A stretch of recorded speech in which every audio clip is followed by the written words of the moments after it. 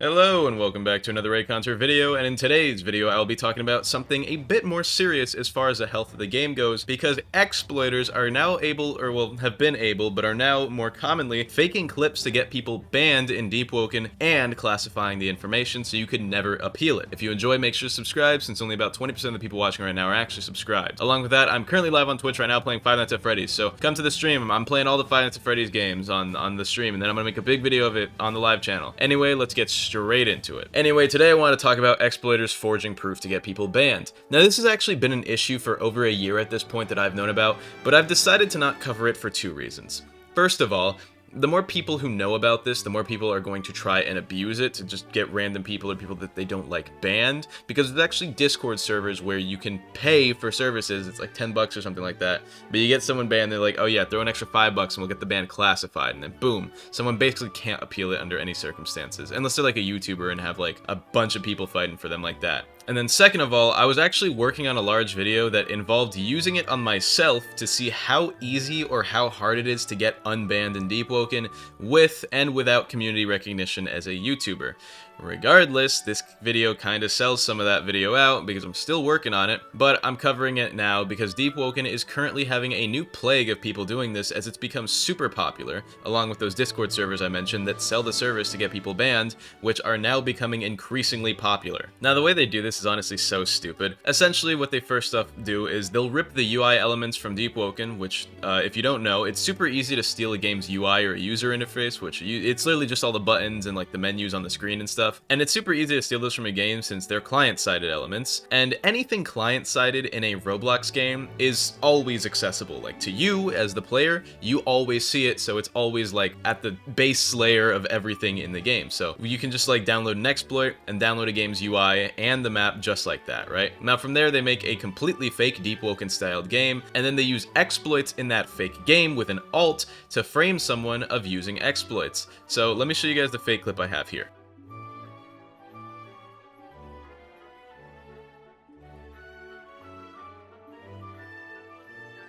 So as you can see, it was just a freshie flying in, and on the right side, the leaderboard is filled with fake usernames and player names, but then the player name in question that's being hovered over, which if you didn't see it, go back, you can see that in the top right, one of the names outlined, that would be the username that they would be trying to get the person banned for. Now, the reason I've known about this for over a year is because a guy who had some sort of connection to it sent me a clip like this, he was like trying to expose the entire thing, and in it, my username was used, which I'll show you guys a clip for that and his explanation now. Alright, so basically, you get two alt accounts, you set up one, alright, and I basically edited everything. So you just like go around, you're just walking around the Luminant, I get a friend, he flies by me, right, and I'm like, oh shit, and I start acting. Then I do this to get the clipping software out, and then I'm just looking at it, and then like I clip it, I look at his username real quick, and there you go. He's even the owner of the guild. I even made it out like where it even has a little emblem. So as you guys see, it's not really that hard. And although in these clips I've shown the maps that are, like, obviously the maps are pretty off, they put a bunch of fake assets in them, but the only reason why they put like fake assets in these two clips specifically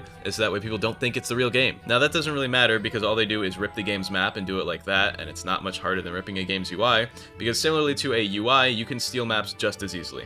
The only problem with these clips is that oftentimes the slot names and characters won't match up. But because the mods have no way to check your slots and character names, it's not really a problem because, okay, you don't have a character with that name, you don't have a slot that looks like that, but the mods don't know that. All they're seeing is someone who's flying around hitting people that also just has your username. The second part of this is that since they can forge the clips and proof and evidence however they want to, a lot of the time this results in people's bans using these clips becoming classified because they'll just forge more proof to get your ban information classified. So you can't even appeal most of the time, and all these servers sell the extra service and it's like, hey, $5 will get the ban classified. Boom, that person never gets unbanned. And if you're not a well-known YouTuber, good luck getting unbanned because nobody's going to listen to you. Nobody's gonna think that you just had a clip forged on you. Everyone's just gonna think that you're lying. Like, I'm about 90% confident that if I got banned right now due to a fake clip, I'd be unbanned within 3 days just because I can make videos on it and spark community outrage. Along with that, I think that I actually would not be able to appeal it because of the 3-month appeal window and the fact that I probably wouldn't have touched the game for that long. But the average person who gets banned by this, which is 99% of the people getting banned by this because people will just have bans forged for people they don't like. Like, I saw a guy that got someone banned because he beat him in and chime and then started spamming easy, right? A majority of people who get banned due to fake clips will never be unbanned. Which brings me back to the whole evidence classification system. I've talked about it before, but it's stupid. You guys say you want to classify evidence to protect the victims, but that's just not possible. If someone is banned for doxing, the damage is done. And most people aren't going around doxing hundreds of people, so they'll know who reported them as soon as they hear the ban reason for doxing and then see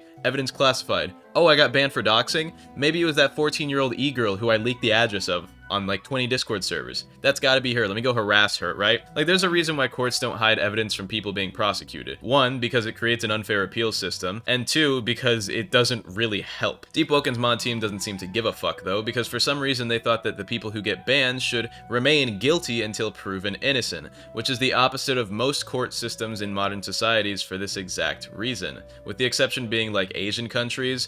But their court systems are, they're weird. And also they have a lot of weird stuff going on in those countries. I don't want to talk about that, right? Now, I've been all about removing the evidence classification system basically since I started doing ban appeal videos like 2 years ago at this point, because I've read so many ban appeals with so many stupid like ban reasons and appeals and classified info. But God, it really sucks because for those of you who don't know, Deepwoken is kind of split into two trees, right? There's the development team and the moderation team, and neither side really communicate much with the other. The head mod is the absolute head of moderation. Reaconteur doesn't really talk to the head mod that much, unless it's like for like little progress reports or stuff like that, I would assume. And the mods kind of just do their own thing, and then like the devs don't mess with the head mod's moderation and rules unless he like really steps out of line and like does something terrible.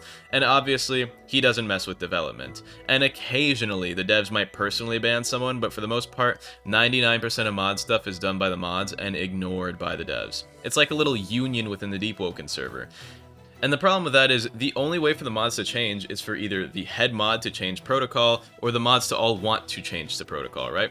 But why would they? Changing their current protocol makes them do more work for their unpaid Discord moderation, and changing protocol would mean they probably get less mod points. The ban system has been a black and white mess made with bullshit rules without nuance, and it hasn't changed because the mods don't care to change it, because changing it would just be more work and less reward, and they would prefer because changing it would be more work and less reward in exchange for the fair moderation of the users, and you know, they'd rather prioritize the reward over the work or the fair and safe, you know, environment that is the Deepwoken community. And I think a good example, which I know this is gonna sound a little bit like I'm kind of inserting myself into this, but I think a good example of their stupid rule sets would be my content creator role, right? So I had it removed after 3 mod actions. Now, after the final of those 3 mod actions, I made an appeal, right? Because I wanted to get them banned from the Discord server. And I appealed, revoking 2 of the 3 mod actions. Now, for reference, the first mod action happened like over a year ago, had really no long-term effect. The other 2 happened within like the last 6 months, or well, the last 6 months of me appealing at least. Now, specifically, I had the mod action which resulted in the loss of my role repealed, and the mod who accepted my appeal and wiped the last 2 of my 3 actions for cherry picking still couldn't approve my CC role or content creator role being reinstated, which is so stupid, right? I appealed the action and the action before it that got my role removed, but that doesn't appeal my blacklist from the role. And the reason for that is because the head mods specifically have to do that. But that is stupid. I appealed the action that made me lose the role, and it was claimed as invalid. Why do I need to appeal again for the blacklist separately? Which I still haven't done because I just don't really care about. But that's just another really dumb procedural thing they have going on in the Discord. It's so stupid. Yeah, I was kind of just making this video because like hopefully this finally influences the moderation team to change some of their procedures, because a lot of them are really bad, and the mod team said that they would be changing how ban classification worked like 6 months ago or something like that, and they never did, unless they're still drafting, you know, like a little paragraph in a Discord server. How about we just remove the classification system? It shouldn't be a thing, right? But it seems like they kind of just wanted to shut up the community who was shitting on them for being bad mods, but whatever. Anyway, I hope you all enjoyed. Catch me on Twitch. Mini Christmas album for YouTube members dropping very soon, so buy any tier YouTube membership if you want to hear that.